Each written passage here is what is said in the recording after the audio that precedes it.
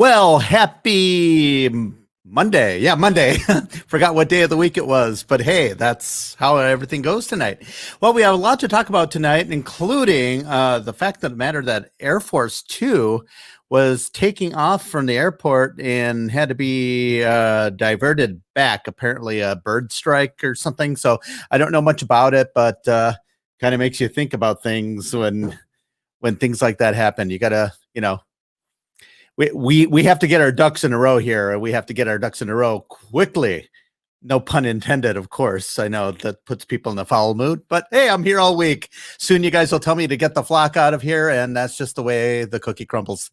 Wait till you get the bill. Okay, that's enough bird puns for the night. Tonight, I have a very special guest on the show. I'll bring him on just a moment. A man who is crazy enough to want to run for governor, but hey, it takes a special kind of person to want to do that. And he's starting campaigning early, and I have most of I tend to hang around Bob Donnell a lot, and he always says you can never start a campaign too early, and it's important to get out there, and I think that's great. He's also a lot smarter than I am. That's why I have to wear my glasses tonight, so I could at least give the impression that I'm a little bit smart. So I'm going to bring him on the air. Please welcome to the show, Jonathan Wickman. Hey, how's Paris? How are you? Good. How are you doing? Good. Is the stream okay? Yep, you're looking good. There's something. You got something furry behind you? Yeah, it's my winter blanket on the chair, nice and comfy. Winter blanket. Oh my goodness. I'm ready for winter already, man. All right. Well. I hope it's not the same kind of winter that came in Game of Thrones. Yes. So very, very deep. So Jonathan, why don't you tell the folks a little bit about you, and then we'll kind of get in and start talking about a few things. I mean, we're going to talk about your run a little bit, but I also want to pick your head and see where you stand on things and stuff like that. So sure, absolutely. Well, tonight I'm having a little of my Four Roses whiskey. I don't know if you're a whiskey guy or not. I'm not a fan. I'm also a bad Greek. I don't like ouzo. So what can I say? But yeah, I mean, the world really does seem crazy right now. I'm just looking around and shaking my head at everything. But about 5.5 months ago, I mean, you kind of know the story, but for those who don't, I decided to get into the race to run for governor. I just didn't see the leadership that is necessary. And, the good people of Wisconsin don't deserve all this pain and anguish that they're going through, right? Especially what's happening in Kenosha. We know the story there. So I felt I had a lot to offer and contribute, to Wisconsin. I lived here my entire life. It's home. So yeah, I'm in the race. Yeah. But you realize that politics is a crazy world. So I do. We all live and breathe and die. Well, speaking of breathing, obviously your potential opponent, if he decides to run for re-election, let's say you get through, I'm sure there will be a primary, what have you, but Tony Evers today extended his mask mandate. Yes, he did. I was anticipating that. Well, yeah, definitely not a surprise, and oddly enough, until November. Wonder why. But out of curiosity, what are your thoughts on that? I just think it's another one of his political antics. Part of me wonders if he's really in control of anything. I feel like someone is pulling his strings on a lot of this stuff. So yeah, I mean, again, it didn't surprise me. It's very typical kind of a tyrant. Very much so. I actually think I've been looking at what he's doing. I mean, he knows that people are going to be opposed to this. He's an idiot, but not that much of an idiot. But I'm wondering if this is all an attempt to rile up our base to do something stupid. Well, what would you think we would do that's stupid, though? I mean, I don't know, like mass insurrection against him, stuff like that. I mean, it's no mystery that I'm not a fan of the recall at this time. I think that's conversation to be had after Trump is reelected. Because if he's not reelected, it's game over anyway. And maybe I'm being too pessimistic, but I don't disagree that it could potentially be game over, but to me, that's all the more reason to have a hedge on the state level, to have a good governor in place beforehand. Yeah, and that makes sense. I understand the mounting reasons behind it. But I'm talking about, and I don't, I don't agree with that, but I think there's other things that could happen that's even a lot worse. People, you know, they are deliberately trying to rile us up. And I don't know how what they think that we're going to do. Like all of a sudden the militia's going to show up at the Capitol to arrest the governor or something like that. Yeah, I mean, I'm not seeing a whole lot of people riled up per se. Not like the BLM people destroying property. I mean, if the biggest thing we're doing is just taking our mask off and not complying, that's not too big of a deal. Yep. And this is what, like what Susan's saying here, where they want to keep the people scared to vote in person. They can only cheat through mail. I wish they could only cheat through mail-in ballots. Yeah. They can cheat a lot of ways, but yeah, mail-in ballots makes it a lot easier for them to do it. Paris, I was going to ask you, do you want me to drop the live feed onto my campaign page? I'm sure a lot of people would tune in. Sure, go ahead. Yeah. All right. Just give me one second. I got my handy laptop here. But let's see here. Love technology. I know, me too, to some degree at least. And of course, Andrea Palm, is our favorite unelected bureaucrat that seems to be in charge of everything. But of course, she has the special cell phone that has a direct line to Hillary Clinton and Barack Obama. I think she worked in the Obama administration, if I'm not mistaken. Yeah, I'm not sure on that. But yeah, she's a handful herself as well. Okay, we're good. I'm back here. Yeah, this is going to be fun. There's an article in Politico that actually rips Evers to shreds on his handling of everything this year. I mean, I saw that. Was that one a few weeks ago or even a week ago that was saying it was about a week ago, a couple days ago, but it was saying it's hurting his base now, or he's a liability to Biden. Is that right? Uh-huh. Yeah. Exactly. I agree. I mean, not that we care. We're fine if, it makes it easy for Trump to win.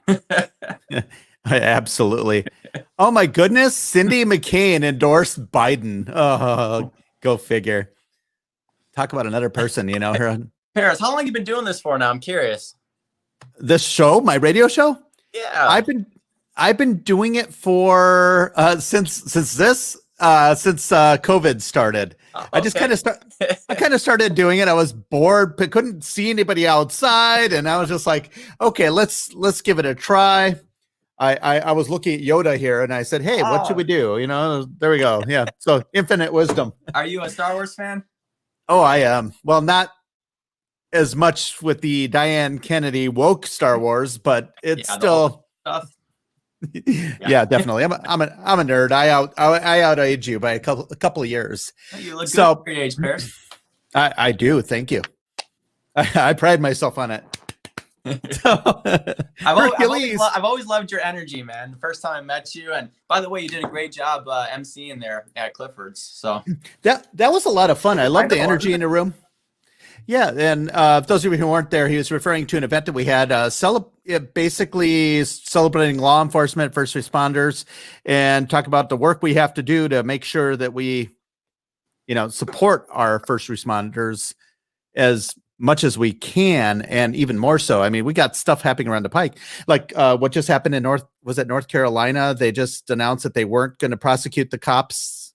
They exonerated the cops with the. Oh, what's her name? It's one of the names they're always saying. Not George Floyd, but I'm drawing blank on that too. I mean, we have our computers here. We can Google it real quick. We can Google it. I love it. No, but seriously, they so now they're probably going to riot tonight in North Carolina. Well, that's my concern with Kenosha. The National Guard has been pulled out now. And in that same scenario, I'm not sure. Have you heard anything where the time frame of the announcement might be with the police officer there in question with Jacob? Well, yesterday, our illustrious Attorney General, Josh Call, of course, picked a nonpartisan consultant, the former police chief of Madison. So, and I don't know. I don't want to just assume that he's an ultra left winger. I don't know anything about him, but Josh Call would not have picked him had he had any sort of law enforcement bend. So ultimately, but he said that they're still investigating. They're using a consultant to make sure that the police officers did everything appropriately. I think he's stalling. Sure. Which is, and I don't know. I don't know what proper police procedure would be in a situation like that. And we don't know all the facts, of course. Yeah, I mean, I don't pretend to know every in and out of law enforcement, but my aunt was a police officer on Milwaukee, Police Department. She's retired now, but she was there for many years. Like I said, I have a long background in martial arts, 12 years. So I understand how fast situations can go bad, And so I believe, as personally, and then as a governor, we have to always be on the side of the law enforcement. And if something should go wrong, that maybe he did handle a situation that's inappropriate, then we're gonna let the system figure that out, right? But the fact that the media can just take little clips and run with it, and then start trying to persuade and shape the narrative in the minds of America.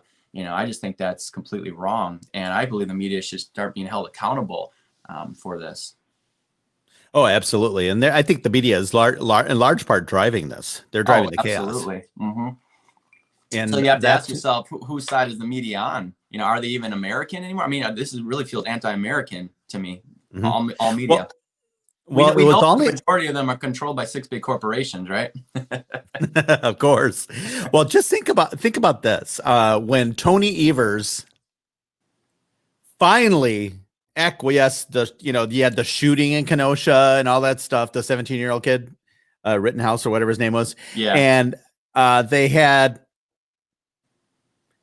and he finally said, you know what, Trump, send in the National Guard, help us out. He finally gave in. And I said, I wonder how long before they turn on Evers. And that's when this article came out. And here, I'll put it up here so people can see it. Oh, yeah, cool. Yeah, the Demsphere. And this picture says a lot of words. Look at the lieutenant governor behind him just saying, come on, will you just keel over? I want to be in charge. Come on. Oh, look at that pair right there.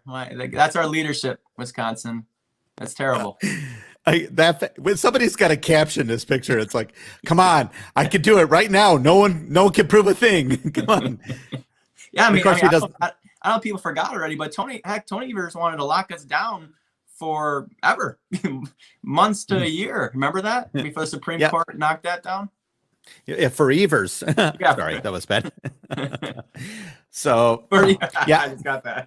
Yeah, you'll notice I'm full of puns, and some people say full of crap, but that's a whole nother conversation. Well, obviously we have some issues. I mean, Kenosha's bound to fire up again. Yeah, I think it's a flashpoint for sure. So what's your take on that? What do you think we should do to be proactive? I know I caught something on Brian Stiles' Facebook page. He dropped a post recently. Maybe you can pull it up. I think it's something with the Attorney General. I don't know if you read sent the letter to him to say try and arrest the leaders of these organizations, which I call terrorist organizations. I'm not sure if Brian's following my videos and my video work. It might be because I had a video out there how to be more proactive and taking down these guys instead of waiting for them to burn our cities. Yeah, there's Do you find it on his Facebook? Yeah, I see a video. Yeah, there was a video where he's firing the arrest firing and arrest of the officers involved in a shooting. What? No, that's what Brian said. No, that's not what he's saying. Oh, Brian Sale on call. Oh, on call. Sorry, I didn't realize he said that. I could play a little bit. I don't want to take too much of our time to play that video right now. I've got time, Paris. If you have time, I have time. So I'm here. I got time for a while with you. We can put up his little press conference here. This is on Fox News. I'm going to share this. And while you're doing that, I'm going to look because I actually saw the picture on. He just saw it today, and I wanted to see it here. Well, if you have an article, send a link. I could just post an article that'll make it keep the conversation going here. Yeah, absolutely. But as far the other thing is, I live in Wauwatosa. I'm also fearing that this is going to happen in Wauwatosa soon because we've got the Joe Menza situation here, and it is. Here it is. Okay. He said, sorry. He said, today I called on AG Barr to investigate the Kenosha riot, specifically the funding and leadership structure of criminal groups. As we saw, many of the criminal agitators came from outside our community of Kenosha. These criminals must be held accountable. Well, I think that the deal with Kenosha is the fact that it's so close in proximity to Chicago. And I think there's a lot of people that came up from Chicago and a lot of people from Milwaukee. So you got two major cities, you got people converging on there. But as I was mentioning about Tosa, the Joe Menza situation, if they had something, they would have announced it months ago, because this happened back in February. I think I don't know, the attorney, not the attorney general, not the attorney general, but what's his name? The guy from Milwaukee. I always forget his name because I always try to forget his name. But anyway, the district attorney is not rushing into exonerating him, because I think he's afraid of the protesters coming to his house. Yeah. What I don't understand is I just find it interesting how magically these, these incidents with police officers just happen. It's just like the timing couldn't be more perfect, especially as we're coming up to the election, just causing all this chaos. Right? I mean, where's this been all year? I mean, we haven't seen this. And all of a sudden now the media is zoning in on a few key cases, and everyone's getting riled up. Yeah. Meanwhile, in Chicago, African-American males are getting killed daily in large numbers, and no one says anything about it, really. Yeah, because it's known as the weekend in Chicago. And that's basically it. And ultimately, like we say, they're driving this, and I wonder why. That there's no agenda or anything, and it's not. Yeah, CB is always John Chisholm. Yes, I always tried to forget his name. I didn't want to give him any more credit on my show than I want. How many people are watching live now? I see those comments pop up. Do you see? Yeah, I see right now 24 on Facebook, but I don't know about YouTube or anything else right now. So, cool. So it all depends. This simulcast directly to YouTube to Periscope. So if you have Twitter, you can always share that link there too. Okay. And we get and it's weird. Some shows will get several hundreds. I've had some shows well over 1,000 and then go down to 100. So up and down. It's all cyclical. Depends on the night of the week and what have you. Yeah, this is the first live show that I did. It's pretty cool software you have. I'm digging it. Yeah, I'll have to get to. I mean, that's a great way to. Whoops, I stopped my camera. It's a great way to communicate with your constituents if you ever needed to. You can do. Yeah, and is it free or you pay for that? Well, you have to pay for it. So. Okay. So. All right. Sorry. I'm a nerd too when it comes to text, so I get interested in this stuff. Oh yeah, no, I would tell people I'm not only fluent in Greek, I'm fluent in geek, so I can definitely handle this. So hello, David King. David King is here too. David King. So, yep. But I have a feeling Wauwatosa will be the next Kenosha. The minute they exonerate that officer, and they're going to. I don't see anything they can charge him with. And I've talked to several insiders, and there's going to be, it's sad to say there's going to be chaos in Tosa too. And that just, let's talk about that a little bit, right? I mean, the majority of the organization of these protests and not protests, riots, right? Terrorist organization is a lot of it still organized on social media, is it not? I mean, sure. A lot of it. Yeah, there's some private chats, but to get the event out, the party event that everyone's going to come to and just loot all the small businesses, right, and burn them down. So listen, the feds, come on, they're tracking everything we do. Why can't they get a hold of these people that are doing this? And like I said in my last video on my own podcast, knock on their door. Hey, we see you're planning to burn down Tosa. Not going to happen. I don't understand why we can't be more proactive. Why, Paris? Once again, the agenda, and once again, the lack of leadership. I think ultimately it comes down to the feet at the feet of the governor. I mean, people like Trump's not doing anything. Well, Trump can't do anything according to the Constitution unless he's invited. He had to wait for Evers to invite him. He never got the invitation in Washington. He never got the invitation in Oregon. Right. And it's telling that Evers, I don't know that Evers is even going to run for re-election, to be honest with you. That's fine because he's not going to win anyway. Nope. And some people say I'm coming for him now. Yeah, who'd have thunk it? But seriously, okay, what would you say if your opponent ended up being Josh Call? There's a lot of people saying that it's going to be him who's going to run for governor.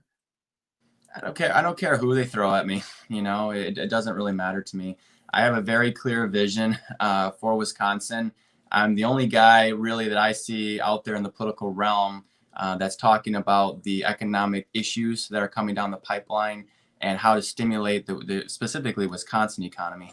You know, so the leadership that I'll bring is going to be, you know, above anything else that is out there that I'm seeing right now. So, you know, bring it on. Let's see what they have. You know, I haven't seen anything that scares me.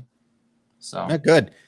Yeah. Josh Call, and I called him the other night. I called him a true believer. He really is. I think Evers is a puppet. I think Josh Call is a driver, and that should really concern us. Yeah. I mean, it's scary times right now, you know, and that's why I'm like trying to get people, conservatives, Republicans, you know, Christians, everyone to start rising up and take a stand, for crying out loud. I have to hand it to Brian Style. He's right. Why are we always on defense? I was thinking that for the last 10 years. Why are we sitting back on our heels playing defense? I don't get it. You know, I tell you, he's coming along just fine. Initially, I just thought he'd be another Paul Ryan puppet. Well, I lit some fires, Paris. Let's be honest, man. What kind of fires did you light? Come on, tell us about it. Well, I wasn't hearing this kind of speak coming out of them, you know, 6-8 months ago, really. I come on the scene and I'm not afraid to call out people on both sides of the aisle if they're not standing up for the Constitution, you know, and I hope I'm helping, you know, people like Brian to become more bold. You know, I mean, he has a job to do, to serve and protect, right? And to be the voice, you know, for us. And that's what he needs to do. It's not about re-elections. It's not about getting in the club. It's about doing what's right for we the people. That's it. End of story. Speaking of right, about doing right about we the people here, or with we the people. Ruth Bader Ginsburg. Mm-hmm. First of all, you know, obviously, and I said this the other night when she passed away, you know, prayers to her family. I mean, she's a human being. I got really ticked off, and, you know, I may not disagree with her ideologically on most things. Now, there were some things, surprisingly, I did align with her on. And especially the one thing where she said, the president doesn't stop being president, and there's nothing in the Constitution that says the president doesn't stop being president in their final year. But I loved her friendship with Antonin Scalia. I really enjoyed that. This is what it is. There's nothing in the Constitution that says the president stops being president in his last year. Ruth Bader Ginsburg. So I made that. So, but. You know, all ideology aside and stuff like that,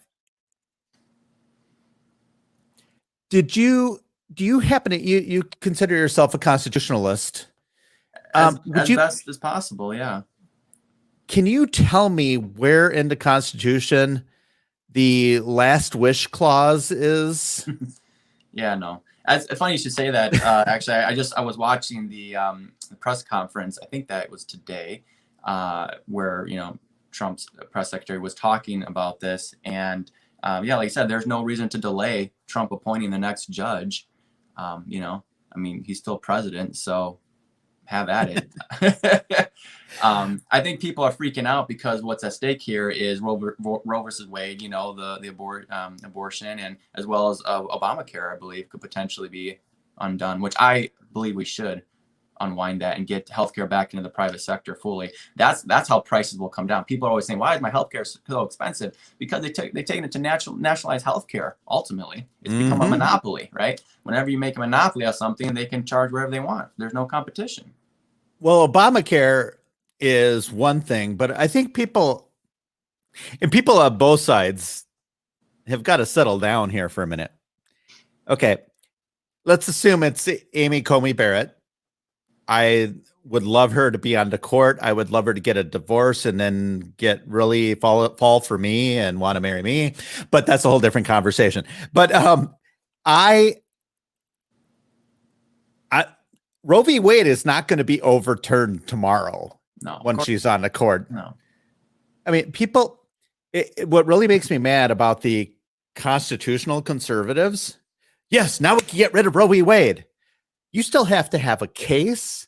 And then what you're asking is that justice to prejudge a case just based on their ideology. That's not being a constitutionalist. Well, no, I know where you're going. I mean, I have a huge problem with abortion. You know, I don't know why this is still an issue for humanity. It's a real big black mark on us. I don't know why we're trying to kill new life in the womb, you know, regardless of the situation. I mean, I believe in God Almighty, the creator, and there's a reason for everything that happens in life, the good and the bad, you know, and it's taken me a long time to really understand that. I've had a lot of bad things happen to me, and I've had a lot of good things, right? And both are for a reason. I can, you know, looking back, like they say, hindsight is 20/20. I can see why the bad things happened to me because it changed my course, it changed my direction, my thinking, right? And it's kind of made me into who I am today to prepare me for this point in time to potentially lead Wisconsin through some really troubling times. And I don't want to go too far on a tangent here, but, you know, I like Trump. I like what he's doing. I definitely support him on most issues. I just feel I actually have a better handle on the finance and economic side strategy than he does. I don't fully agree with his strategy per se. People say, you know, oh, Jonathan, you're kind of looking weak. You're not attacking China as hard as Trump is attacking, right? Well, I understand that we're trying to negotiate from a position of weakness, actually. And the problem most people, voters, don't see that is for some reason, they're still watching the mainstream media's take on this, right? I've dived into the numbers. I have mentors in the industry on Wall Street. They're telling me the truth of what's actually going on here. And the United States is not actually that strong of a position to negotiate with China. And China doesn't really need us all that much. Well, and you know what happens publicly with any president in history. The saber rattling in public is a lot different than what happens in private. Exactly. Behind the scenes, he's negotiating. He's probably been negotiating since January on stuff. Yeah, and I just don't know why he has to always tweet about the deal that he has when there's no deal that's manifested yet. I mean, he's been taunting this deal in front of us for the last few years now. You know what I'm saying? Well, yeah, and he had everything, and then COVID happened, and I think after providing Trump is reelected, I think we're going to find out more what actually happened with that. Well, in the end.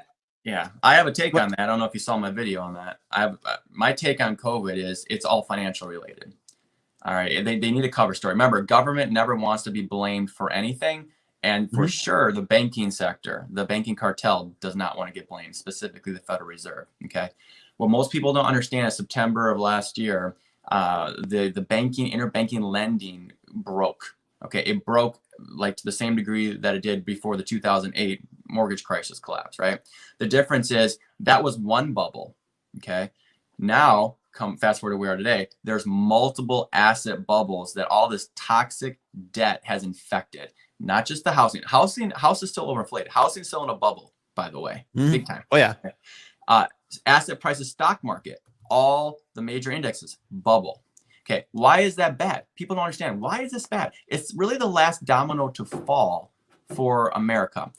Wall Street and Main Street are two separate things. A lot of people still think that Wall Street is the main indicator of how well our country is doing. That's false. Nope. Okay. The only reason the stock market keeps going up, well, why it was kept going up, is companies were able to borrow currency, right, at basically zero rates, like nothing. They could borrow for basically nothing, right? And what they do, they didn't use the money to invest into the infrastructure and the workforce to expand, like, you know, Trump has talked about, like what we should be doing. All they did was share buyback. That's all they did. They bought their own shares and kept artificially propping up the price. Boeing technically should be insolvent right now. All the major airlines should also be insolvent if it hasn't been for those bailouts. And the airline companies are coming back for a second time trying to get another bailout from the U.S. government. So the government works hand in hand with the Federal Reserve, and that's why this whole house of cards is still looking like everything's intact. Sorry. That's Do you me on a tangent. yeah. And that's one of those conversations that, I mean, that could go to a deep tangent, whether or not we should ban the Fed or if we should Oh, we need go to to the gold totally standard and all. dissolve the Fed. Right. We need to get back to honest money, 100%. Yeah. Yeah. But how do we do that without, I mean, I don't think we can just say, okay, tomorrow. It's very simple. JFK wrote an executive order to get back to a silver standard. That's one of the reasons, in my opinion, he was assassinated, because he actually was messing with the entire banking cartel's Ponzi scheme. And he actually got America back on honest money. And there was actually a couple $1 billion worth of silver certificate currency that was coming into circulation and was going to start sopping up all the bad debt notes. And we were actually starting to get back on honest money. And of course, he was assassinated. And the very first thing Lyndon Johnson did was reverse that. Yeah, interestingly enough that you said that. You know, I was always like, okay, I could see the lone gunman theory and stuff like that. And I was watching Oliver Stone's JFK. I watched the extended edition over the weekend, about 2 weekends ago, just because I was bored and I just wanted to watch something. And I watched it over the course of like 3 days because it's a 4-hour movie. It's long. Yeah, it is. Yeah. And I was like, after seeing what we saw in 2016, this is not so far-fetched. I think it was a coup d'etat. I really do. If you look at the evidence, you know, and if you have an open mind to be able to see it, it's right in front of you. That's what I don't understand. I've had many debates with all these different people, and they can't see it. Just like this whole mask thing and COVID thing, they think, you know, hundreds of thousands of people are dying from COVID. Let's lock down the economy forever and let's just starve to death. It's great. Well, for crying out loud, they're making it seem like we're still living in Jim Crow 1895 for crying out loud. People aren't being hunted down and lynched on trees and stuff like that based on their color. Yes, it was a horrible chapter in our history. And I'm sorry, I gotta get on my soapbox a little bit. I'm kind of pissed off at our side for making it seem like Lincoln signed the Emancipation Proclamation, we won the Civil War, and everything was hunky-dory. Yeah. No, it was complete and utter chaos. First of all, the South was in shambles, and parts of the North actually too. But the South was in shambles. The economy, they were an agricultural economy. There was no industry to speak of, and that's why they wanted slavery and stuff like that. Mm-hmm. The slaves were freed, and the slaves were actually, they picked themselves up by the bootstraps, pardon the cliche, and they were starting their businesses. They were starting to be entrepreneurial, big time, and stuff like that. But the Democrats and the Republicans were all very segregationist. They may not have been pro-slavery, but there were a lot of segregationists initially, until you had to weed through a couple generations to really start, getting through Jim Crow. It was a horrible time. So there are things that had to be addressed, and probably things that still have to be addressed. But we can't just say, "Oh, everything's all better now. The Republicans are the perfect party because we freed the slaves." It's like. Yeah. Well, let's talk about slavery for a second, shall we? So there's definitely the physical slavery that happened in our past, and I agree with you. That's, again, a black mark on our history. But we have to move forward. The generation that's with us today, they never experienced that slavery. I always find that baffling. Like, you are not a slave. Why are you so adamant? You haven't experienced that. But what I tell people is, actually, we all are present-day, modern-day slaves, and people don't see it. We have invisible chains on our wrists. Okay. The master is the government. Yeah. You will never own your property because you always have to pay property taxes. You're always losing your purchasing power on your currency because the owners of your currency, the Federal Reserve, keeps expanding base money. The government can never cut budgets. They can never balance a budget. They can only tax you more.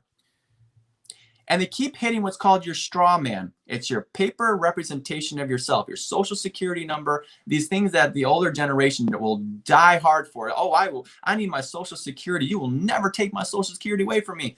It's already been obliterated. You just don't know it yet. I'm sorry. Every year, every decade, the purchasing power of the notes are decreasing. Oh yeah, it doesn't exist. It doesn't exist. And the Federal Reserve wants even more inflation. And here's the thing: Donald Trump keeps saying he wants a weaker dollar. Okay. I know why he wants the dollar to be weakened. It's very simple. It will help U.S. exports, right? It'll help mainly multinational corporations that are exporting anything, right? But the problem is, at the same time, it's going to make everything that the typical American consumer needs to buy on a daily basis to survive that much more expensive. And as if you're thinking, this is where the flawed strategy I have with Trump. The flawed strategy is he's assuming that by doing this, all these multinational corporations are going to hire all these people, right? And these jobs are going to be so great and wonderful, and you're going to have a job. Okay. The reality of it is a lot of these jobs are crap. They're not that great paying. And a lot of them don't even get created because, again, what happens with the profits, the companies just buy their share price. They just buy their shares back. That's all they do. Reinvest back in the stock market. In a sense, and there has to be some sort of control over that to get them to, incentives to reinvest in that type of thing. And there needs to be new ways of doing business. We have to change things. I mean, we're in a different type of economy and what have you, but nonetheless, I mean, it's right now it's President Trump or bust. And there are things I don't agree with him 100% of the time either. I always tell people I don't agree with me 100% of the time.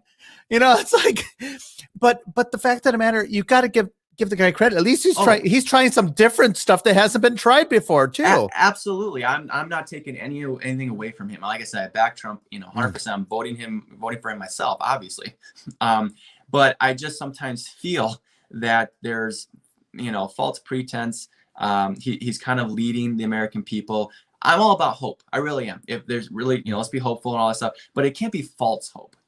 Because what happens, you get your hopes up, right? And then the reality sets in, it gets dashed and you get depressed, you get destroyed. You're like, oh my gosh, it didn't work out, But then again, psychology is such a powerful tool. I mean, people, when President Trump won in November of 2016, the economy started to skyrocket. At the end of Obama, his last 3 months were actually pretty good economically. There was a little bit of a surge, but it was a psychological surge. And again, a lot of it in the stock market again. Yeah. Well, stock market, but it also businesses started saying, okay, we've got someone who's pro-business, so we're going to start investing in infrastructure so we can grow or whatever. You're right. They started being positive about that. And that's why some people will credit, it's Obama that gave Trump. No, it was not. It was Trump's victory. Yeah. No, you're absolutely right. Markets are all psychological, confidence, The big thing is I understand the reason why he's doing it, and it's fine as long as he can actually make it happen on the back end. And I'm just waiting to see him actually make those moves, with the economy and financial markets. So. Yeah, but he's led on a lot of things as well. Part of it is he's doubling down on American heritage and stuff like that. I've never seen, I remember Reagan was always proud to be American. Hell, even Bill Clinton. You got to give the guy some credit. I'll never give Bill Clinton any credit. Sorry. But I know about the guy. Well, yeah, he was a pragmatist, and he was actually, before we knew about some of the other crap, the pedophilia and stuff like that is a big concern. Well, a lot of people had suspicion of that way back in the day, but of course they were labeled conspiracy theorists, Yeah, of course. But then again, if I were married, with the Monica Lewinsky thing, if I were married to Hillary, I'd cheat too. But it's just, she gives him every reason to cheat. I would not. I couldn't imagine waking up to her every day. You're right. It's convenience, but nonetheless, you give the devil his due occasionally. But President Trump has, he's digging in. And I've never seen any president, even against all this rhetoric, all this horrible thing. It's like, you don't think you're fighting so hard for President Trump. You're just a sycophant. And I go, no, there's things he's done that I disagree with, but I can't even begin to tackle those things because I'm busy defending him from basically a soft coup d'etat. Sure, you're right. With change can come some pain, right? And so Americans have to realize this. So I'm all for what he's doing, but think about it. If a Democrat president had won, do you think we would have had this whole COVID lockdown thing to the extent that we're doing right now? I don't really think so. I don't think COVID would have existed. Come on, let's be real. Exactly, right? So the fact that Trump is actually creating this change, real kind of change happening, shaking up the system, they don't like that. So they have to start, pulling some antics here. Yeah, even if it were, if COVID did rear its head, it would have been a whole different reporting in the media. See, we were expecting millions to Right. die, but it's only 200,000. So it's like it would be a whole different story. We Yeah. saw that. It was probably before you were born, but when George H.W. Bush raised taxes, it was the Bush tax increase, and then in the very first year of Clinton, he did the exact same thing. He raised more taxes, but it was the Clinton deficit reduction bill. Even though it was just a tax increase, that's all it was. Yeah. And well, you're right. And this is why, as people are evaluating the political landscape, especially me as a candidate for governor, you have to really look at, okay, will this person really make the hard decisions, right? Like what Trump has to do. And yes, there's going to be some pain and people aren't going to like what you're doing, to make sure that we're getting it on track for everyone, doesn't matter who you are, to be able to win and prosper again. Because our finances are a mess. And to right that and to really make it right, it's going to get dicey. It's definitely going to get dicey. So okay. The lockdown isn't Trump's fault. Okay. Governor Wickman. Yep. You get COVID-19. They declare a state of emergency. They're saying that this is going to spread. What do you do as governor? Yeah, I mean, I'll just walk you through what happened in real time when we went, when it all happened. So, like I said, I have certain sources within the healthcare industry, and I actually was having sources. Yeah. The real number on the bed count, on who was actually being labeled as COVID. And I was looking at how they actually were labeling, what they were considering a COVID-19 case. And, I was fine with the 2-week initial, okay, let's lock down. I didn't have a problem with that. Let's take a look at and see, how bad this really is. Because listen, I've been following the deep state a long time. I know what false flags look like. This time, would they be so crazy to release some sort of bioweapon? I wouldn't put it past them, So, could this be a real bioweapon that got released into the world? It's possible. Anything's possible. So I'm like, okay, let's see what happens. But as time went on, I realized, okay, it's not that bad. The majority of people were recovering. The symptoms weren't that bad. Yes, people that were immune compromised and had issues, of course, they're always going to be at risk, of getting something. So yeah, someone just said, follow South Dakota model. That was a gutsy call by their governor. And I agree. I would have done the same thing. Your health is something on an individual level that you have to, take care of yourself. The government can't force something on you. That's why when this whole vaccine thing started playing, and then Bill Gates funding and behind it, I mean, come on, it stunk real bad. Yeah, I agree. The whole, I think Bill Gates has a lot of stake in this, for the vaccine or whatever. I think he's going to put microchips in the shots. Come on. I mean, we have technology. It doesn't have to be a microchip. It can just be whether you got the vaccine or not.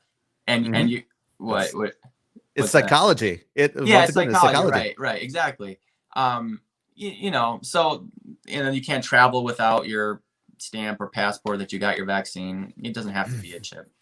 Yep, and that's the whole point. So people, people are going, in my opinion, a little over the top. But who knows? Anything. I mean, technology is changing. Anything is possible. Yeah. So you mentioned Trump making some leadership decisions and stuff like that. Clearly, Ruth Bader Ginsburg, we kind of got to, but then we got at a tangent. But that's okay. That's the way the show operates. We're always adapting.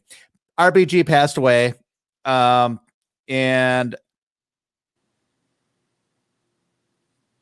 obviously, we're at the time when she passed away, 46 days before the election. Mm-hmm. Nominate a successor? Yeah, I think so. I would do it. Confirm before or after the election? Oh, no. Get it done now. Because, I mean, we don't know how this whole election process is going to play out. I anticipate the Democrats are going to, throw a fit, whatever way it goes. Someone's going to say, yell fraud or this or that. So I think it's going to be nasty and drag out a lot. Okay. The way I look at it, there's a real chance President Trump can lose. I like his chances. Not because he really did, but yeah, there is. Yeah. Right. Well, one way or another, or maybe even because he really did. I mean, maybe we're misinterpreting the polls too. You never know. Maybe. But I mean, anything's possible. Not likely, but anything's possible. Let's just assume worst case scenario. we have an opportunity to replace the most liberal one of the most liberal. She was left of center for sure, but I don't think she was the most liberal by any means. I think Sotomayor is probably the most liberal. Even Kagan surprises me occasionally, and it's just weird. And she actually likes Kavanaugh, so that's kind of cool. But we have an opportunity to replace that type of justice. We need to do it now. We got this handed to us. Okay, so hang on, let me stop you there, Paris. You're for replacing the justice now, but how come you're not for the recall now of a parent tyrant that's destroying Wisconsin? Things in time, because we need to focus all our efforts on reelecting President Trump. Well, you said yourself we will run out of time. Mm-hmm. Yep. Well, the difference between now and starting the recall after the election. But Wisconsin can't walk and chew gum at the same time. Like, we don't know how to do two things. We can't. Trust me on this. We can't. Trust me on this. And plus, we need to look at it. I mean, have you seen the Joe Biden ads? Have you seen him speak? I mean, come on. Even if you're not that smart, are you looking at this guy like, I'm going to vote for you? Probably not. I still don't think he's going to be on the ticket in the end. Pledge of Allegiance. I pledge allegiance, thus Badania, my comrades. Oops. Yeah, no. But seriously, I just think we need to wait, because anything that takes the wind out of the sails and gives them energy. We can't wait because it's already in motion, though. So we might as well just support it and get it done, and let's get on our way here. It's going to be a daunting task, because when they did it to Walker, they had the party, they had everybody on their side. The people here don't have that kind of infrastructure yet. I'm not against it. I'm actually talking about recalling every city official in Wauwatosa in January. Yeah. But are you going to run for something, Paris? I might. You never know. Heck yeah. Just to stir the pot, just to piss them off. And the best part about it, I'm me. Take it or leave it. That's one thing I love President Trump. He doesn't play games. Yeah. You know, I couldn't believe it. It's like, oh my God, he just took the oath of office and he's sending out tweets. Listen, I think he's been doing it all along. I think he tweets out maybe a little too much, but I think it's brilliant. I think it's brilliant that he uses social media to communicate with us. It's like, oh, President Trump's doing this. Squirrel. I think it's funny. I think it's funny that an older guy too is using Twitter. You know what I'm trying to say? Like, my grandparents don't know how to do social media, but he's on Twitter and he's having it. It's great. Yeah, Bob Donnell knows Twitter now, so it's going to be dangerous. But no, but I love it. No, but I think from the standpoint of, second of all, okay, let's at least have the confirmation. And actually, believe it or not, I wrote an article on this, so I'm published. I was against Mitch McConnell not having a vote on Merrick Garland. I was like, have the vote that he nominated, have the vote. You can have a 2-month process. You could just drag it along and he's not going to pass. So have the vote and then move on. He was more concerned. It was a gamble, because my bigger fear was Hillary Clinton winning. Well, that was my fear too.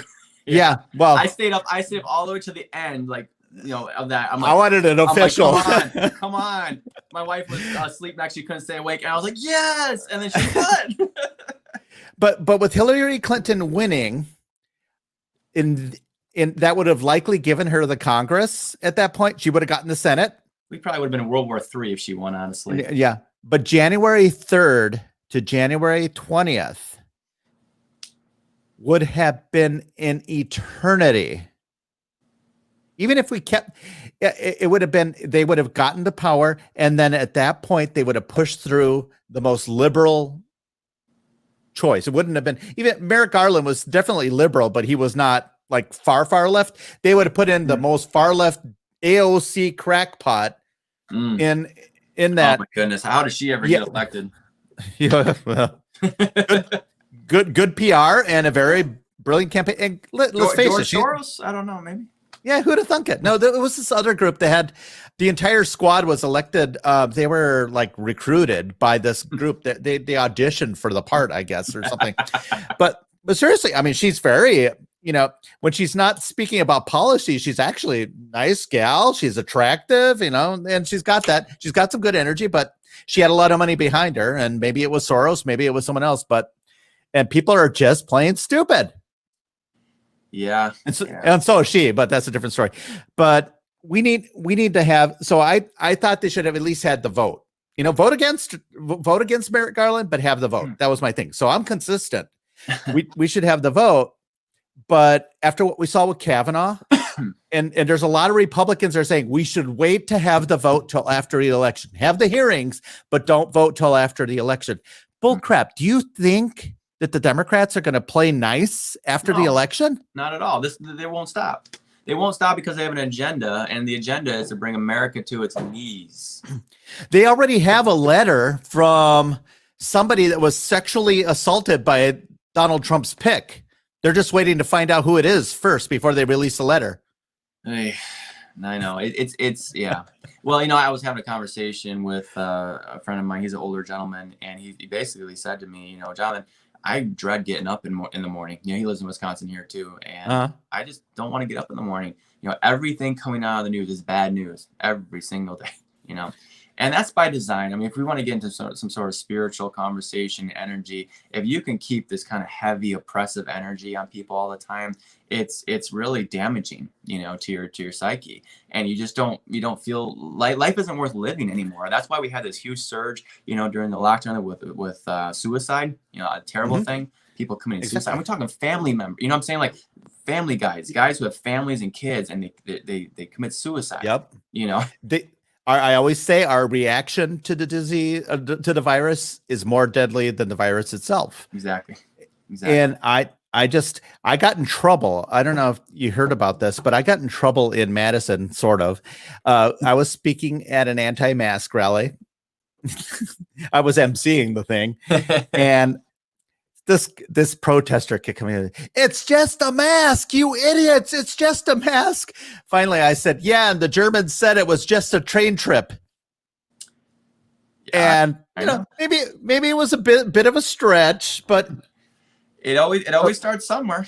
It starts little. Yeah. Remember they had to wear the stars, and then they got their property taken, and then it's just like it evolved, and the mask symbolizes so much. If you study history, and again, we're doing a terrible job in the school curriculum to really teach, history, and really emphasize it. Our younger generation needs to understand, first of all, how this country was founded and what actually makes America great, and then we have to look at our counterparts throughout the world and check out what's going on with them and why their citizens are having such a terrible time living under oppression and poverty. Like I said, I'm not the most well-traveled person, but I have, friends who are, and they're like, listen, we've gone to these, other countries, and it's not, I wouldn't want to live there. It's fine to kind of visit. Yeah. Right. I'm happy coming back to America. Even in the worst parts of America, it's still better than what's going on over there. At least you can still get some food in the grocery store, right? Or the 7-Eleven quickie trip area. It's still stocked with stuff. Venezuela is nothing there. Hardly anything, But it's terrible. But you can't get, whatchamacallit, a big gulp in New York City, though, so that's sad. But there's important things. Maybe California should have paid more attention to forest management than banning straws. That's terrible what's happening there. It's like fire after fire. Oh my gosh. Yeah, they started with, I guess, supposedly it started with some sort of gender reveal party, and they were shooting fireworks off. Oh boy. I went to a gender reveal party. And I got in trouble for being naked. It was terrible. But what do you make of the whole unemployment situation going on here still in Wisconsin? Why is it still an issue? What's your thoughts on that? Is it really that hard to get these electronic checks out to people? I mean, did the system change since I think they were behind the 8 ball because of the volume.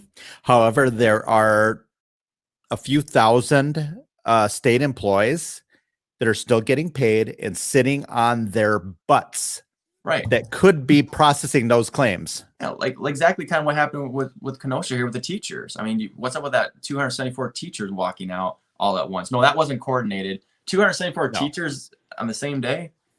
Really? Yeah. It's a crime. And these teachers, I'm sorry, and I have family that's teachers and stuff like that. I respect them. Sure. It takes a lot of work. I could never be a teacher because No, I would. It's a lot of work. It's a lot of work. Absolutely. It would take me everything in my power to just not, sit down and shut up, kind of thing. But, I have a lot of respect for them, but they're not the only hardworking people in the planet here. There's, I hate hearing, oh, we put in 12 months of work in 9 months. I go, well, I always put 15 months of work in the 12. So what's the difference? Yeah. Everyone thinks they work the hardest, Yep. And that's fine. And they're not heroic for, and what are we doing to our kids? Yeah. I saw this picture. I think I still have it. Let's see if I'm going to look at my photos real quick. I might still have it on here. No, I don't have it. I'd have to dig it up. But there's a picture of kids in a lunchroom. And you know how the long lunch tables? Yeah.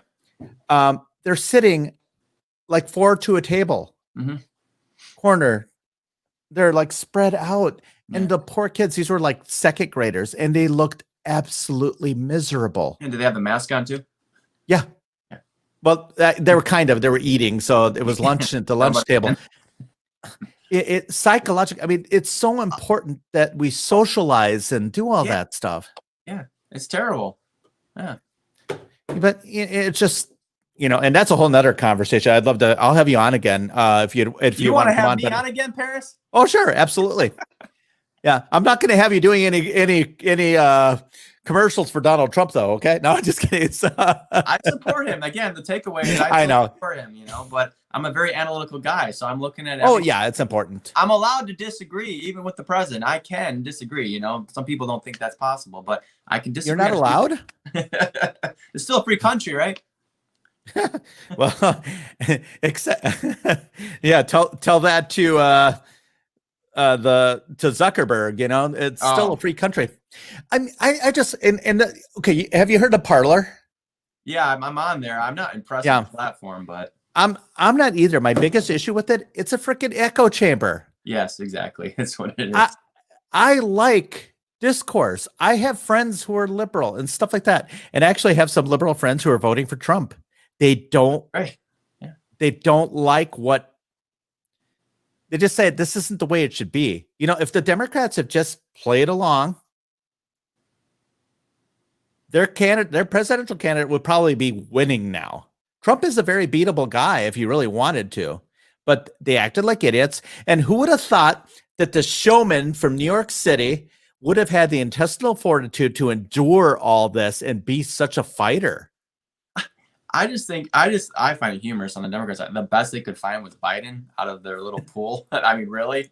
Who's picking these guys? Like what? And then he picked Kamala Harris as his running mate, and she didn't even get any votes, for crying out loud. She couldn't even make it through the primaries. I thought Bloomberg was a better than Biden. You know what I'm trying to say? Like, I mean, oh yeah. If you compare the guys, like in the end, I am Bernie, for crying out loud. At least you can put sentences together. I don't know. He's got some energy, and I kind of feel sorry for Joe Biden in a sense. I think he's being used, and he doesn't realize it. Yeah, he's definitely being used. Yeah, I really think he's seriously on a mental decline. I'm not celebrating it. I think that is absolutely horrible that they're pushing him like this. I agree. They shouldn't. Once again, you come back to someone's humanity. Sure. I don't know. Have we lost our humanity, Paris, here in America? I think so. In a lot of ways, I think so. I think we have. I've seen that it was like when Robin Williams passed away. Yeah. Love Robin. Yeah. And I was like, man, this is such a sad day. I grew up on him. I loved his humor. He was kind of inspirational to me to be, I used to do some comedy, some improv stuff and all that. Mm-hmm. And people are like, oh, he was nothing but a crazy left-wing nut job and blah, blah. It's like, really? Or when Joe Biden's son died, I kind of felt bad. And I said, and one guy told me that I should go hug a tree. It's like, Yeah, I think we This have. polarization, I don't agree with it. Listen, I'm always going to stand firm on principles, and my beliefs from a spiritual standpoint. But again, like you said, at the end of the day, we're all humans, and we all have to live on the same planet together. We do. If you don't like that, then we're all going to just be shooting each other and killing each other. And if that's the world you want to live in, then that's hell on earth. Okay. There's nothing great about that. And I'm not sure if you think that's cool because you've been playing video games, shooting video games, for the last 10, 15 years, and you're desensitized. You think, oh, I'm just going to shoot this character on the screen. And it's not the same thing, right? As real life. It's very different. So, we're all humans. We just have to help the other side see the light. The I don't know where they came up with these ideas. They're flawed ideas. They don't work. We've seen history repeat over and over again. It doesn't work. You can't just give everyone free things, You're taking away people's innovation and ingenuity. Yeah, exactly. I mean, when the whole unemployment thing, when the Fed was giving the extra $600 a month, where people were just fine sitting at home playing video games, doing nothing, and not going to their job. Regardless, let's say the threat of COVID wasn't even that bad, they still would sit home because they're making more money to sit home than to go and be productive. Yeah, there's a video that was done. I forgot who did it. An organization called FGA. I forgot what it stands for, but they a video of Saloon on Calhoun. He interviewed the owners there. They're opened up. They're ready to work, and they're actually the owners are very conservative. I love the fact that they allow concealed carry in their bar and everything too. That's awesome. But it's like we can't find employees. Our employees are making more money in unemployment. We can't compete with it. Right. And you can never compete with the federal government. When they get involved in any industry, you can never compete with them. Yeah. Now, that being said, I also do agree with the government stepping in and helping initially because I'm usually, and that's probably where you and I may disagree, but I love the free market. Let the free market work. But the fact of the matter is, for a short time there, the free market was gone. And it was, not necessarily because of Trump, but a lot of these Democrats, look what happened in Michigan. Look what happened in Wisconsin, for crying out loud. The free market was gone. Had the government not stepped in, it would have been a lot worse. Well, the free market has been gone in this country for a long time. Wow.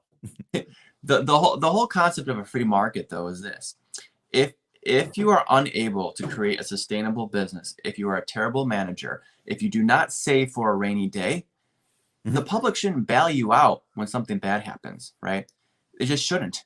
What's happened is you've had corporations married with government, okay? Again, specifically not just government, but then you have the Federal Reserve, which is the controller of all the currency. You can expand it or contract it. Remember, there was times in American history where they also contracted it as well, right? And what we're seeing, the reason that what's happening with the economy in Wisconsin, and I was talking about Wisconsin specifically, is what's something called money velocity. You talked about it's all based in psychology. If you don't believe that you are going to have an income, right, in the very near future, you're going to hold on to whatever cash you have. You're not going to spend it on unnecessary things. You're not going to do the vacation, right, or the new laptop computer. You're only going to spend it on bare necessities, your rent, energy and food, right? They're the very minimum. So what happens is when you start contracting or holding, your purse strings tight like that, then it affects the next person who's depending on that money to, to do their business. They don't have it anymore, or it's diminished. And so what happens is you have these players, though, that have taken on a lot of debt. So to service that debt, they need a lot more cash flow than they don't have. The moment that cash flow goes away, they all implode. And this happens on an individual level as well. So while I want to help people, trust me, I really do. If we're truly talking about a free market, you have to let the bad actors get cleared out, to be flushed out, so the new and stronger ones can come in and make the economy stronger.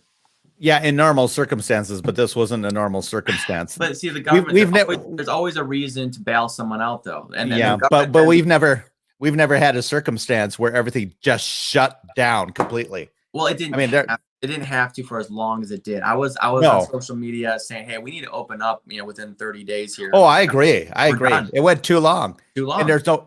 Yeah, and I kept saying the government can't afford another bailout of this caliber. And it. And I am kind of in a lot of ways, I'm kind of glad that they came into an impasse, and so they didn't have another stimulus package. So that's good. Well, and the economy, I think something's still going to happen there. I think it's going to be last minute, but I think they're going to push that through eventually. Yeah, I think what they should push through is maybe another. I don't like the fact that they have all these packages, these big omnibus bills. Yeah, it's a lot of pork in there. That's tons of pork. Yeah. Okay, why didn't they just say, okay, here's a bill. We're going to vote on giving every individual $1,200. Boom. Yay or nay. Move it. Whatever it is, but simplify it. Then we're going to vote on a loan program for businesses. Yeah, no. And they pack it all full of this garbage and they force Congress to make a decision. Yes or no. Yep. And I did a video on that. I don't know if you follow my podcast and videos. Yep. And I followed some of them. Yeah. Yep. And we'll get to that. But the Kennedy Center, they got all this. It was all came down to the Kennedy Center. They get this big infusion of $50 million, and they still lay off all their employees. Right, exactly. The top executives always get their golden parachute bailouts, and all the little workers get nothing. Oh, but you get your little $1,200 check there. Good for you. Yeah. And they kept the economy shut down so much that $1,200, I mean, when you really look at it, it was $200 a month. It's nothing. That's why at one point the Democrat candidates were proposing something called universal basic income. They just want to give you a monthly check. Andrew Yang. I did see. I saw one Andrew Yang sign, and it was on Holly Road at someone's house. Okay. It was one sign. So, well, okay. Tell people how they can find you. All right, yeah, it's probably time to hit the hay here, go to bed. You can find me at wickmanforgovernor.com. My social media handles is Vote Wickman, WICHMANN.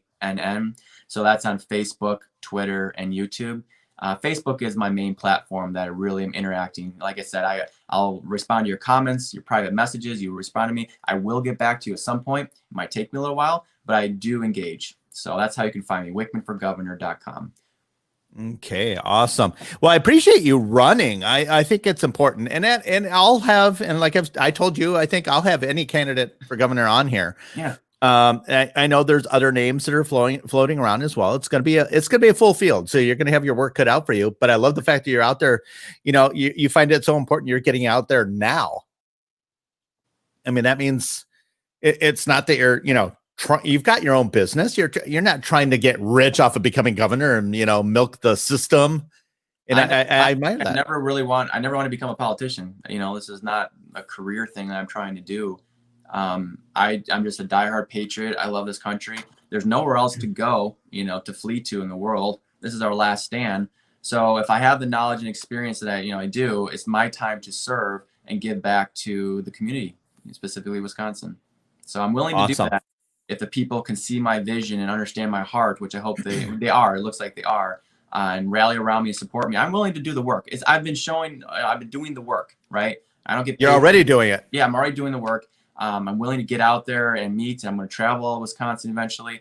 But I'm going to do this just one time. I want people to understand that. So the recall, if it goes through, great, I'm running. Or if it doesn't, then 2022 is my time. I'm only going to do this one time. All right, I'm going to do it well, give it the best shot I have. But this is Wisconsin's opportunity to really get some real change and get back to the Constitution and real prosperity and sound money with this guy right here. So, yeah, and it would be nice to see. I mean, even with full Republican control for 8 years, we still have Common Core. We still are a horrible tax hell. 1 + 1 is 3, right? Yeah, they learned me good in school, I'm trying to fight back. I mean, it's in 8th grade in Wauwatosa Public Schools, they took away the reading hour. They had 1 hour a week for just reading on Wednesdays. They took it away so they can have more time on basically social engineering, so they can learn all about the LGBTQ community every Wednesday. It's like, yeah, they got BLM queued up now too for you. Yep. And yeah, there's a classroom. They're allowed to have their BLM flag up there, but I bet you if somebody wanted to put up a Back the Blues flag, they wouldn't be allowed to do it. Ooh, no, you're a terrorist if you do that then. Last thing to shout when it comes to education, a lot of people don't know, or they do know, I was homeschooled, and I meant to have the owner of this company on my own Facebook platform, able to secure the interview because of some things that came up. But I don't know if you heard of Tuttle Twins. Have you heard of that? It's really cool reading material, a lot of cool topics based on Constitution, sound money, but it's in like stories for younger people to learn, American history. Yeah, Tuttle Twins, I believe is what it's called. A lot of homeschooling people have that as part of their library. So a little shout out there. Tuttle Twins. Okay, I'll have to check that out. Yeah. See, I just look at it, and I never felt that when I was learning, and I'm a lot older than you are, but when I was learning, I never felt that there were, quote, whitewashing history. Christopher Columbus was a hero, and you know, all this stuff. I mean, yeah, and you know, they make it seem like schools were celebrating slavery 20 years ago. It's right. like, No, no, I got that impression either. I look back at my old history books, you just skimming through it. It was not like that, you know. It was pretty unbiased and fair to both sides. So yeah, I didn't see it either. But the fact of the matter is that our forefathers created a nation that made it possible to overcome so many difficult things. Yeah. And we'll overcome this. I think All we right. can get through it. We've got the framework, but we have to stick to the framework. That's my concern. If the Democrats win, we're not going to stick to the framework. And if they win, it justifies everything they did over the past 3 years. And then beyond that, too. Yeah. So, all right. Well, Jonathan Wickman, thank you so much for joining me. And been great. Thank you for having me. Yeah, I'll definitely have you on again. No, it's great. And I love it. Little banter here. And there's some areas where we disagree, but that's what makes this all great. We actually can find that common ground even on the stuff we disagree on. Absolutely. And I look forward to seeing you live and in other events here soon too. So oh yeah, definitely. There's a lot more events coming on, and make sure right now everybody's got to get to work, get out there, and re-elect Trump first. Let's do it. Let's do both. Awesome. Well, have a good night, Jonathan. Take care, Paris. Thank you. All right, thanks. All right, so that was Jonathan Wickman. He joined me, and he's running for governor, and love it. I applaud him. He's putting his money where his mouth is. Up to you to put your money where your mouth is as well. Everybody's got to get out and do something. My meme of the day, here we are. Yes, I can't believe Ginsburg died. All you had to do was make it to 2021. Oh my gosh. Oh, she is. It's fascinating watching how these people are freaking out right now, and they're going to freak out. And I say have the vote now immediately, because the Democrats are going to go crazy and they're going to act the fool in the hearings. So, and all these people are saying, but the Republicans are in tight races and stuff like that. Okay, it is now September the 22nd. If you haven't won your support by now, too flippin' bad. You've got a job to do. The job is to confirm a replacement justice, and we'll see who that nominee is. All right, guys, thank you so much for joining. Sorry I couldn't get to all your comments. I really wanted to have a conversation. And Paula, Mary Schrader is on. Yes, Mary, at least folks are getting very good education on how crooked the government dealings are. Yes, absolutely. We got Billy Thomas and got everybody. So we had a nice turnout tonight. Thank you, Linda. I appreciate it. Yeah, Paula, Common Court, ugh. Oh, Paula, call me tomorrow. I need to talk to you. We might have an opportunity for your husband to speak somewhere. So reach out to me. And if you're still watching, but I'll reach out to you too. So thank you, Tracy, for joining. Got Billy Thomas, Susan, Marie, thank you so much. Shannon, thank you so much.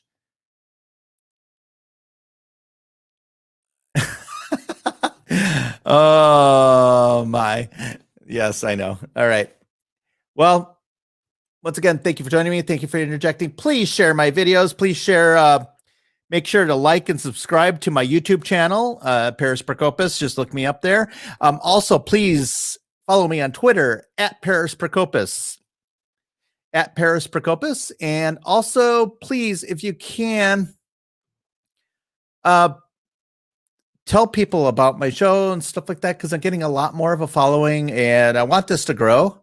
Ultimately, if I could do this as something more, I love making a difference by communicating with people.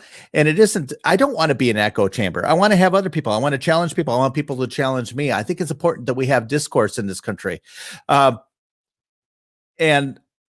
we've got to embrace our differences and celebrate the fact that we're able to have those differences and still be friends, instead of all these people with all the hatred and all the venom that's been spewed about, especially by the left. I'm not saying the right is exempt from this, but it's especially by the left. And right now the left is attacking our country and its ideals. And when they say, you know, like Donald Trump saying, make America great again. He's not talking about, oh, we got to go back to slavery so it can be great again, like the left is saying. They're completely lying about that. It's a complete fabrication. He's talking about being powerful and being, the economic beacon of hope for the entire world. That's what we need to become. And we did that for a long time until COVID hit. And then the Democrat governors around the country took it as an opportunity, and they're still doing it. But make sure you push your senators, especially Senator Johnson in Wisconsin. Not especially. I think he supports confirming the nominee, so I think we're good there. But of course, Tammy Baldwin will be the same moron that she is. So it's unfortunate. We had a chance to pick her off, but we couldn't because sometimes the Republican Party in Wisconsin just is not competent. But it seems like they've gotten their ducks in a row this year. 2018 was difficult. I'm hoping, and I think we can win this state. I think Donald Trump can win this state. I think his polling numbers are better than we think. And I think there'll be some other surprises coming along the way. Shannon Moats, I'm glad you're back. I might be coming on tomorrow night, just so you know. Nudge, nudge, wink, wink. So an occasional I'll do some shows, but I am talking with Ed Delgado and Ian C. Jordan, and we're talking about collaborating on something. We'll let you know as soon as we know when we're able to talk about that publicly. Yes, I missed you, Shannon Moats, as well. So everybody have an awesome night. Stay sassy and keep the faith. I think we can do this. We've got a big opportunity here to continue not only making the country great, but to continue being better and better. Just think, the sky's the limit. We can do this, folks. Have a good night. Talk to you soon. Bye.